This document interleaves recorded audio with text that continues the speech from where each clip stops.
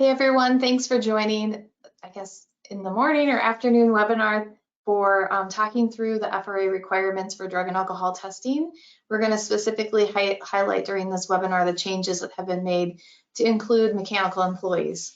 For those of you who don't know me, my name is Katie Inouye. I'm the founder and CEO of Spark, and I'm really excited to be able to host this webinar today and not be the main one speaking for those of you who have been to the 243 webinars. For this afternoon, we're going to have Holly Rainwater, who joined our team as the Vice President of Drug and Alcohol Testing Programs, speak to you. So I'm going to go ahead and we're going to switch spots, and Holly will be right on. Good afternoon, everyone. My name is Holly Rainwater, and I am the Vice President of Drug and Alcohol Programs for Spark. And I'm excited to talk to you about the new changes in the regulation for 49 CFR Part 219 drug and alcohol for mechanical employees. The scope of today's meeting, let's see, and bear with me. There we go. The scope of today's meeting will be to really go over those final rule changes. We're going to do a really high-level overview of the changes. We won't be digging into the current 219 regulations, but we'll be talking about the new changes to the regulation. We will also talk about an implementation timeline, go through some of the updates, and give you some resources for the next steps. For those of you that don't know me, I actually have about 15 years in the railroad industry. I was a DER for two Class 1 railroads. Additionally, I had about 150 drug and alcohol collectors that worked for me for another railroad. And I like to bring this up because this is why I do what I do. And really, the drug and alcohol program is an extension of safety to our railroads, to our people, our environment. When I started, I really thought that what the drug and alcohol program is there to help people. And then I would call it a significant emotional event happened. My husband is a railroader, and I was actually working for the company that oversees drug and alcohol collectors, and I had gotten a call during the day that an employee had tested positive for alcohol. His level was like 0.013 or something, a 0.183 or something. It was very high. It was over the federal level. It was also over the level of a DUI. Unfortunately, I just did what I do, went about my day, and my husband came home later that day, and he said, "Holly, you are never going to believe what happened today."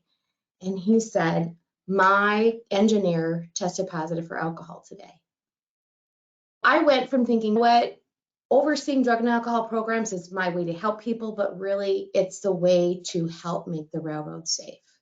That's my why. That's why I'm very passionate about what I do, and I'm excited to see that the FRA has taken the drug and alcohol program to the next level, and we're looking at implementing changes to the mechanical employees as well. Just a disclaimer that this is a summary of the rule, not to be relied on to determine any regulatory requirements. It's not the official version of the rule. It's for presentation purposes. And we're here to provide you technical assistance, in what's expected and the dates to have the requirements in place. And it's not an interpretation of the rule. I do want to let everybody know that during the presentation, if you have questions, please feel free to add them to the question panel, and we'll make sure we get those answered today during the presentation. The changes are that we're adding mechanical employees to FRA's 219 program, and the other portion is that there are some technical amendments and cleanups. The FRA was calling them housekeeping since the last rulemaking back in 2017 when maintenance away employees were added to the program. And it stems from two acts. The first is the Support Act, the Substance Use Disorder Prevention that promotes opioid recovery and treatment for patients and communities act. That act gave the FRA 2 years to add mechanical employees to its 219 regulation. And most recently, the infrastructure bill, which gave FRA 180 days to put the final rule out regarding mechanical employees. It feels like this is already gone, which it has. The implementation date that came out in February was March 4th. So effective March 4th, mechanical employees became regulated employees. Starting March 4th to May 3rd, railroad and contractors must submit their random plans to the FRA. And at that point, once the FRA plan is approved by the FRA, you can begin random testing on those employees. We're going to talk about that a little bit more here. But today I did want to mention here, we do have currently had two regulated groups of employees. The covered service employees, that would be any hours of service employees. And that's like your train engineers, conductors, signal maintainers, hostlers, dispatchers. And then we also have our maintenance away employees. That's anyone defined as a roadway worker. And I bring this in because this is the first change, is our definition of a regulated employee. In the regulation, any references to regulated employee now include those two plus mechanical employee. And regulated service also now includes mechanical employee. Another thing to keep in mind, that an employee isn't just an employee of your company. An employee in the eyes of this regulation also include a contractor of the railroad, and most recently they made sure that they included subcontractors because a lot of our contractors have contractors under them. Subcontractors are also known as an employee. So please keep that in mind throughout the presentation. Who are our mechanical employees? FRA came out and said, okay, our mechanical employees are anyone who performs on behalf of a railroad mechanical tests, inspections required by parts 215, 221, 229, 230, 232, 238, and or 299. Okay, and so I'm just going to quickly put those in here there so you can see what those regulations are. Those people would be considered a mechanical employee. But there's another layer added onto that. Okay, we've got the except for, okay? In regards to this, anyone who is currently a member of a train crew who's assigned to test or inspect rolling equipment that is part of a train or yard movement and the employee's been called to operate is not a mechanical employee. That's maybe if you've got a conductor and an engineer that during their shift, they go out and do a roll-by inspection. Even though they are doing an inspection, it is not considered mechanical service. They are already hours of service employees. Additionally, any employee that is strictly cleaning and supplying cabooses, locomotives, passenger cars with ice, food or concession items, drinking water, tools, sanitary supplies, or flagging equipment is also exempt. If they're servicing activities on a locomotive, such as fueling, replenishing engine oils and engine water, sanding and toilet discharge and recharge, they are not included. That's if they're solely doing those duties. Any checking for littering or pilferage or vandalism, and loading or unloading or shifting of, loading, unloading, or shifting carloads. And also an employee who performs work related to the original manufacturing, testing, or inspection of the rolling equipment or its components on the manufacturer's behalf is not a mechanical employee. There are some exceptions in there, but if you do have employees that are performing any of those functions, even if you have a supervisor that is maybe not actually going out and doing the test itself, but maybe signing off on an inspection under one of these subparts, that would be a mechanical employee. A couple of new definitions that are also included are rolling equipment. Rolling equipment is now a locomotive, railroad car, or one or more locomotives coupled to one or more railroad cars. And a side collision. This was also updated, used to say at a highway rail grade crossing, and now a side collision is defined as a collision when one or more consists strikes the side of another consist at a turnout, including a collision at a switch or at a railroad grade or crossing at grade, excuse me. Another section, and we won't read this verbatim, but FRA did go in and say, okay, we are going to update our civil penalties. Really what that's saying is if there's willful violations or violations, the civil penalty charge has increased.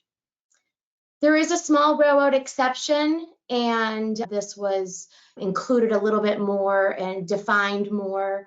What this says is any railroad who has 15 or few hours of service employees and they don't have joint operations with another railroad that operates in the US except for necessary as purposes of interchange, they're exempt from the random testing requirement, reasonable cause, and implementing the referral programs. And what FRA is doing is they're clarifying that 15 employees is only hours of service employees. It doesn't include your maintenance away. It does not include your mechanical. And if you are a contractor that performs service for these small railroads, you are exempt. And that's only if you perform service for a small railroad and a class 1, you're not exempt. It's only if you perform service for those small railroads. Pre-employment testing. Okay. What FRA in this situation has done is they are exempt. They're calling it exempting. I think those of us that have been around back in 2017 and even before that always use the word a grandfathered list. That list has now been changed to more of an exempted list. Mechanical employees are exempted from pre-employment testing if they performed mechanical activities for a railroad or subcontractor before March 4th, 2022. Your current staff before March 4th, they're going to be exempted or grandfathered. What you should do in that case is don't take them all to the clinic or don't call a collector in and do tests on them. They're already covered. That piece of the regulation has been covered in regards to that employee. What you should do is run a roster of those employee lists and keep it protected. That will be your grandfathered or accepted list. FRA inspectors will be looking for that. So you want to have that list available so you know that those employees were hired on before or performed service before March 4th. Now, anyone that was hired after that, they will need an FRA pre-employment test. Make sure if you were interviewing Sally on March 2nd and you hired her on March 3rd, but she didn't start until March 7th, she has an FRA pre-employment drug test on file if she's performing regulated service. Again, regulated service, hours of service, now mechanical, and maintenance away. Make sure you have those tests on file. There's also another piece, the 40.25s, and the easy way that I have taken this on is that you have to remember that the 40.25 regulation is not managed by FRA. So FRA cannot come in and say, we're exempting the 40.25s because that Part 40 regulation does not fall under FRA. FRA is 219. So our employees are not exempt from 49 CFR Part 40.220 or Part 225 or 25, excuse me. Make sure you do 40.25s on your grandfathered list. And you know what? It's hopefully as simple if they've just worked for you the last couple years. Have them fill out the form, verify yourself that they did not have any violations, and store it. Keep that with your grandfathered list. For when FRA comes in, you will have everything ready for them, okay? The regulations under Part 40 say that you should really try to get that on file before they start performing service. However, you must get it within that 30-day period. And if you don't have it within 30 days of the date that they first perform safety-sensitive functions, you should remove them from that safety-sensitive function. Please keep that in mind. And again, the 40.25s will be required for any new employees or anybody that moves into a regulated service role after that date. There is another portion called the educational requirements. And FRA actually in the regulation, I went back and double checked what they did, is that they are requiring that each employee gets a hard copy of the drug and alcohol policy to review, okay? And for a minimum of 3 years, you have to ensure that a hard copy of the materials is provided to each employee, okay? There's some really good resources. You don't have to recreate the wheel if you go out to the FRA's website, and I have a little snapshot of it here, what you need to know about drug testing. In Part 219, it tells us exactly what we need to tell our employees about drug and alcohol testing. And FRA made it easy. They said, hey, if you have this printout available for them, that's everything you need. So you meet the requirement. FRA has also put that in their drug and alcohol policy. That's available online. You can actually go in. A plan document is there, and this is included in that plan document. If you give your employees what the FRA has provided, you've met the requirements of that regulation. Another change in regards to the testing is some housekeeping. FRA mechanical employees are now subject to post-accident toxicological testing, or PAT testing. Before, mechanical employees were only involved if there was a fatality to an employee due to on-track equipment. Right now, again, so mechanical are now included. And the thing to remember is that post-accident testing is based on information available at the time of that post-accident test determination. Okay, so the tracing back of repair of service records, going beyond the mechanical test or inspection point would make post-accident testing of these employees to perform that service unlikely, since drug and alcohol testing must be completed within 4 hours of an event and no later than 24 hours after the occurrence. And then again, the on-duty and recall provisions are the same as the other employee categories in that as well. Two additional items that did occur with the post-accident testing are the 2 appendices that were associated with post-accident testing have been removed. Appendix B was really the list of who the FRA's post-accident laboratory is. FRA said, hey, we don't need it in the rule. That information is already in the talks box. They took it out. And Appendix C was also removed. And Appendix C is the instructions for how to do a post-accident drug test and alcohol test.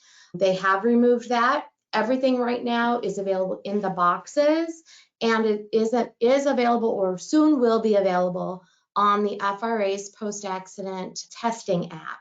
You can download that from the App Store for Google or for Apple.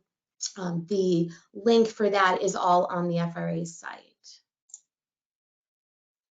Another bit of housekeeping that was completed was FRA did remove an aviation medical examiner from the list of professionals that can collect post-mortem bodily fluid for post-accident testing. And the why behind that is when post-accident testing started, it was all done at the Civil Aeronautics Medical Institute in Oklahoma. There were a lot of flight surgeons on site and AMEs. They took that from the regulation because it's no longer applicable. FRA also did eliminate the requirement for a railroad to submit a written explanation if a specimen collection is delayed more than 4 hours after the occurrence of the event. But under the regulation, a railroad still must provide that telephonic notification and submit a written follow-up report via email when it's unable to collect and provide post-accident specimens to the FRA. Says, you know what, you don't have to mail us anything anymore, especially with COVID and everything going on. Everything is done electronically. Sending those messages via email, phone call do suffice. And that is another piece of the regulation that they did change, is the electronic communication. They've made it a lot, in my opinion, a lot easier for us as railroads and contractors, where we don't have to mail our reports to DC anymore, watch them get lost or whatever happens. Everything now is done via email. They have provided us distribution lists. Medical review officers, if you're a medical review officer, any post-accident testing reports would get sent to the email address on the screen here. And if you are an employee, or if you have an employee that is responding to a post-accident test result, maybe they're disputing it, or you have an employee that's requesting a split of that test result, this is the email that they can send that request to, instead of mailing a letter to the FRA and maybe the FRA gets it 6 months later. And also, just as a side note, this isn't post-accident testing, but that FRA drug and alcohol program email box is also where we can submit our plan documents to. These emails are secured, and there's only a very limited number of FRA employees that do have access to those emails. Another change is with reasonable cause testing. This would be applicable to you if you currently do FRA cause testing. Again, this is not company cause, this is only federal. FRA removed or other errors, which I think is a great catch from the paragraph that says if you can choose to conduct reasonable cause testing for rule violations under FRA authority, you may do so only for a rule violation. If you did testing under FRA, it did say this or other errors in here. You can test someone if they've had a rule violation or other error, which really left it really open-ended. That piece is gone. The other piece, one of the reasonable cause reasons that was added was under the non-compliance of the track order, track warrant, track bulletin, track permit, stop and flag order timetable. Under that regulation, they did add information about PTC if an employee fails to take appropriate action resulting in the enforcement of a positive train control system. And because we have mechanical employees, the FRA also did a little bit of housekeeping on 17 and 18, but they did add 4 reasons to test for reasonable cause, which is great because now we do have that failure to display blue flag signals or blue signals in accordance with 218.25 through 218.30. Failure to perform a brake test, which is another one that's not just for mechanical, but it can be for your hours of service employees. That's now included. Failure to comply with prohibitions against tampering with a locomotive mounted safety device or permitting a train to be operated with an authorized disabled safety equipment in the locomotive, and failure to have a derailing device in the proper position and locked, if required, in accordance with 218.109. All right, now we also have our MIS reporting. I'm just going to check and see how we're doing on time here, like at 11:23. With MIS reporting, here at FRA went ahead and did some housekeeping and some changes, I would say. In the current, or I guess it's not current, prior to March 4th, the MIS report only looked at contractors in the application of the regulation in 219.3. When you go through the regulation and you go to where it talks about MIS reporting, it didn't say anything about contractors. It just talked about railroads. Now FRA has gone in and cleaned that up, and now in subpart 1 annual reports for the MIS report, it does consolidate and clarify a railroad and contractors' MIS reporting requirements. In this part, again, any railroad with over 400,000 total employee annual hours, you're looking at about 200 employees, must complete an MIS report, and that also includes a contractor. Additionally, if you are in a consortium and your consortium has over 200 employees in it, if you've got Railroad A, Railroad Z, contractor XYZ in a consortium and together you have over 200 employees, the person that's managing that consortium should be submitting an MIS report to the FRA. Please keep that in mind. But if you are only servicing, if you're a contractor or a railroad, only servicing a railroad that has less than that 400 total hours, you do not need to complete the MIS report if you have less than that total number of employees. Again, the MIS reporting requirement also included a new page for mechanical employees. Now, mechanical will be separate from the, it won't just be in the other, you won't put it in with your other mechanical employees that perform mechanical functions will fall under mechanical in the MIS report. Okay, random testing. All right, how do you know where to put these people, right? In a lot of our railroads, we may have employees that perform different duties and they may commingle duties. How do you determine if your employee should be a mechanical employee or maybe they're also performing maintenance away duties?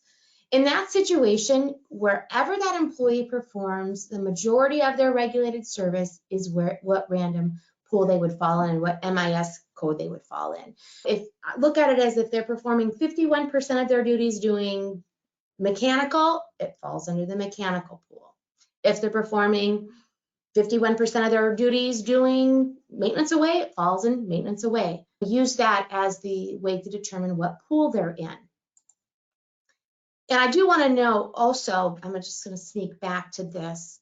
Make sure when you're looking at your random testing and determining who's in that random pool, don't just put everybody into your pool. Don't be putting salespeople, don't be putting HR people in your pool unless they're performing those duties.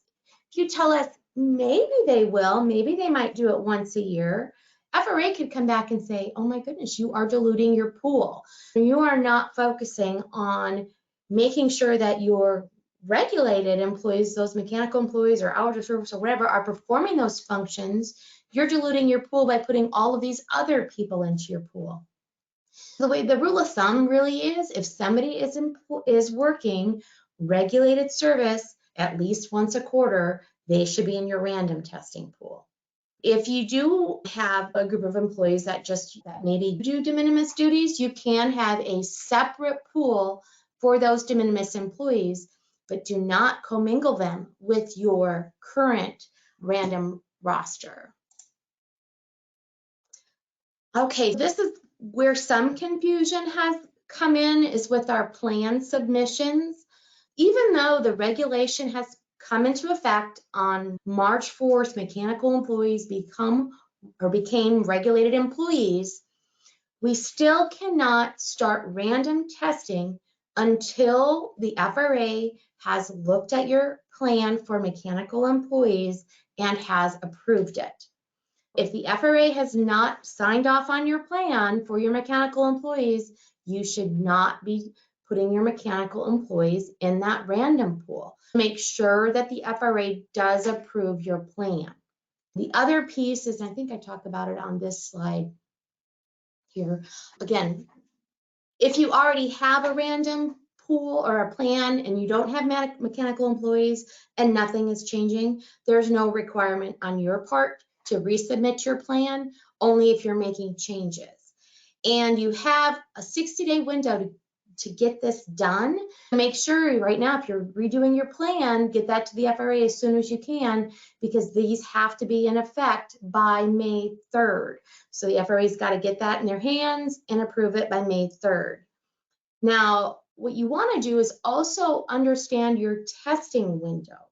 If your testing window is, let's just say, monthly, okay, and you do your random draws monthly, and maybe you pull them on, let's say we pull our random draw on April 25th, and that's for May. On April 25th, let's say the FRA has not approved your plan. Then when you do your random draw for April, mechanical will not, or for May, excuse me, mechanical won't be in your pool. Let's say the FRA on May 2nd approves your plan. Your mechanical employees won't be tested until June, because you cannot go in and just redo another draw. It has to follow your plan submission. Be very careful about that. That's a little tricky, but just make sure you follow your plan. There's also a little bit of housekeeping that FRA did here just to really document what they're looking for with their plan submissions. They've added mechanical employees in here.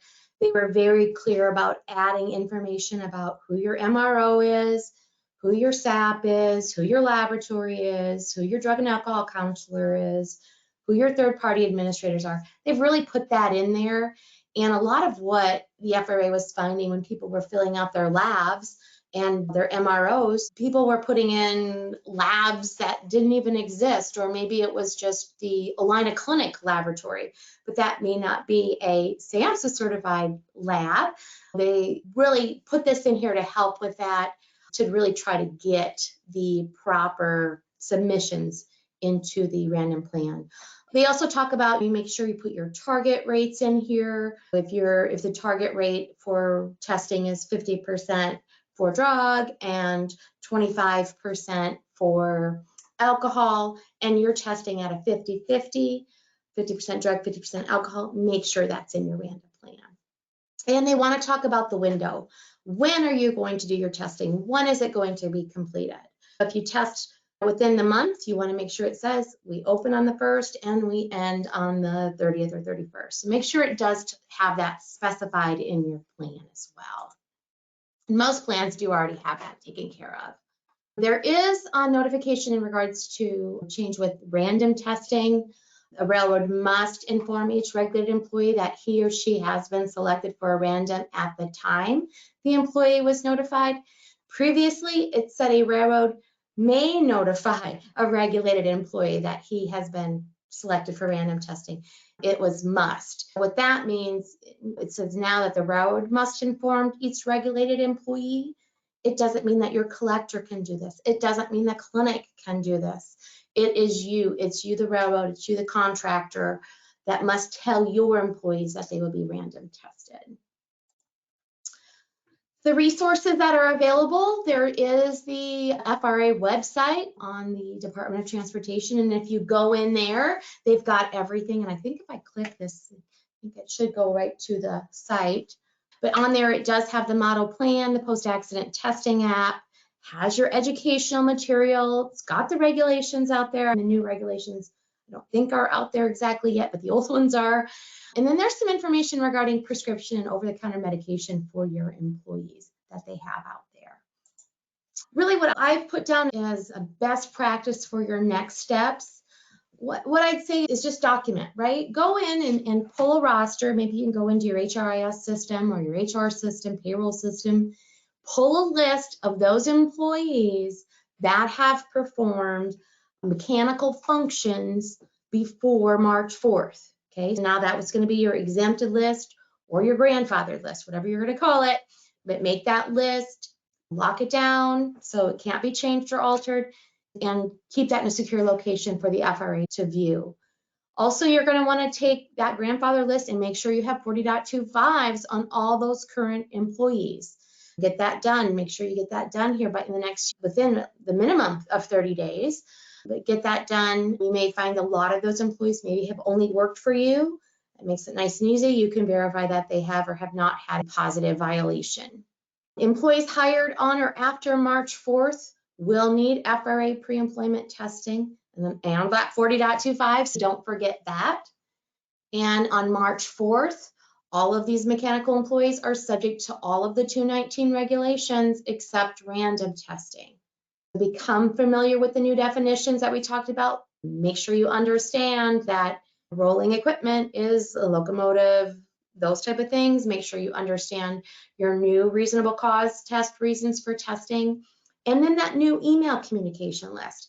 That's your way to communicate with the FRA. Don't just email Sam Noe or Jerry Powers. Make sure you're emailing those email boxes so they can be responded to appropriately. Also work on getting your random plan updated. You've got from March 4th to May 3rd.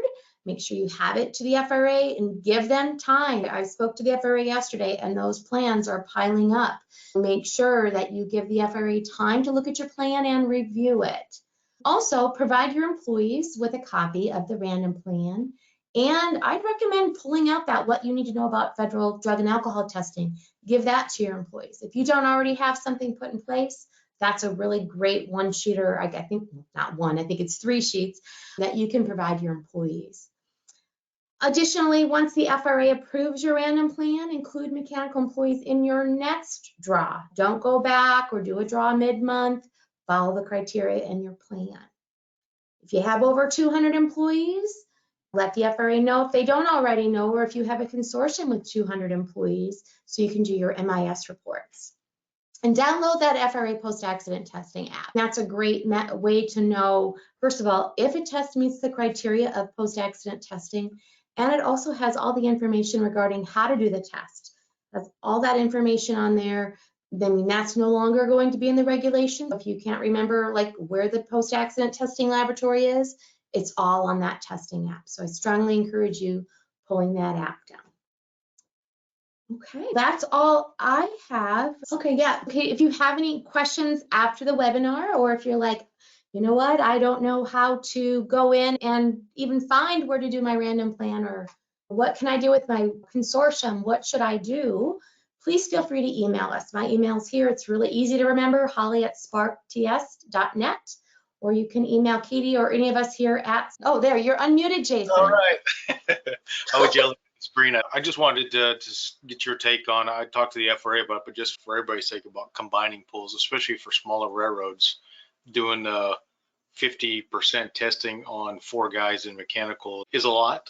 So talking with the FRA about combining the mechanical pool with the maintenance away and hours of service pool specifically for smaller railroads. But he said there was no limit on how many people are combined into that pool, as far as a lower threshold for the hours of service employees where it's 15 or fewer.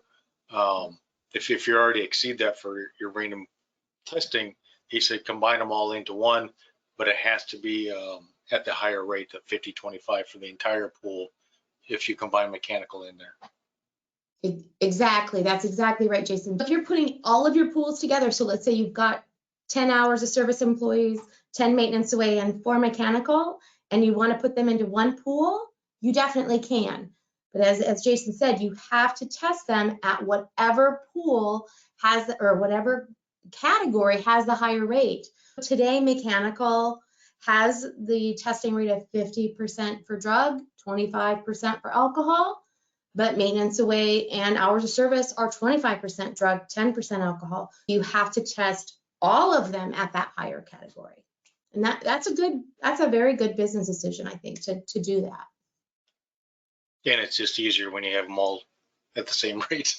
Yeah, it is. And another FRA does encourage, even though the regulations don't require it, I know that on my conversations with them is that they encourage that you do alcohol and drug on all of your testing. And that's what they will say it. It's not in writing or anything. And that's another option. You can do your testing for both, or you can just do one. Yeah, good point. And you can also put your FMCSA pool in with these groups of employees. But again, you have to test at the higher rate. FMCSA is at that higher rate right now. So you would have to test at that higher rate, but you can definitely commingle your pools. Okay, I didn't bring them in too. Mm-hmm. Because I have guys that straddle both lines.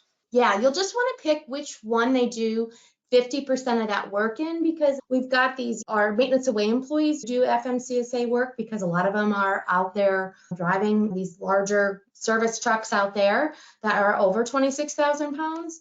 But if they only do that maybe 5% of the time and the rest of the time they're doing maintenance away duties, they can be in maintenance away. But if you've got before mechanical, maybe a carman who's FMCSA but not under any other regulation, they can be in your pool. Okay. You just have to test them at the higher rate. And note it in your plan. You want to note in your plan, you know what, I do have FMCSA employees in my pool, and they're going to make sure you categorize them as FMCSA. Okay. Mm-hmm. Very good point. And don't forget about the clearinghouse with your FMCSA employees as well. Yes. Good question. Very good question. Let's see if we have any others. It doesn't look like we have any others. So, well, wonderful. Oh gosh, we do have questions. The approval of compliance plan date. I don't know. And then here's a question, Holly. Any word on the compliance manual? Can I giggle on that one, Cheryl? No, I don't think the compliance manual has been done, but if there's any specific information in regards to the compliance manual that you have, let us know, because we can do some checking in there. I don't know if you want to maybe unmute Cheryl if she's got a specific question, Cheryl, in regards to maybe something that you're looking for in the we're working on. I don't know if I can unmute her. Oh, okay. Is it realistic to think that FRA will approve all random plans by May 3rd? I hope so. I don't know how to say that the nice way. I do know, I did talk to them yesterday and they do have a lot going in. What I would say is this, what happens is a lot of, and not probably anybody on this group, but a lot of people that are submitting their random plans, sometimes they just don't know what they're doing, and they'll say, my doctor, John Doe, is my medical review officer, and he's also my SAP. And they're not putting in those things, or they were saying, yeah, we're not doing any pre-employment drug testing, or we're not going to be a part of the peer support programs. None of that type of information. That's what slows down the process. If you've got questions specifically regarding your plan, you can reach out to us.